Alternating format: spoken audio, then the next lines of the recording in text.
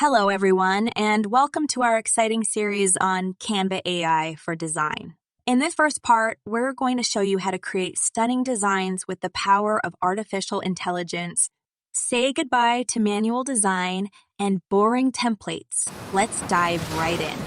To start designing with AI in Canva, follow these simple steps. First, make sure you're on the Canva homepage. Now, take a look at the Magic Studio button. You'll find it at the top left under your Home button. Simply click on Magic Studio, then scroll down and click Magic Design. After, a pop-up will load and you click Try Magic Design.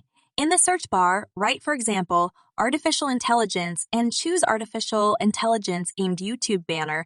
Now, you can select one of the Artificial Intelligence themed YouTube banner. We will choose Thebi's template and click Customize this template.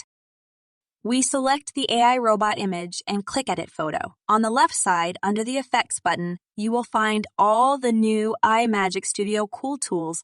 We will choose, for example, the Background Remover tool. Simply select the robot image and click Badgie Remover. And in one click, it's done. For the other tools, you will do the same by simply selecting the image that you want to edit and click one of the desired Magic Studio tools.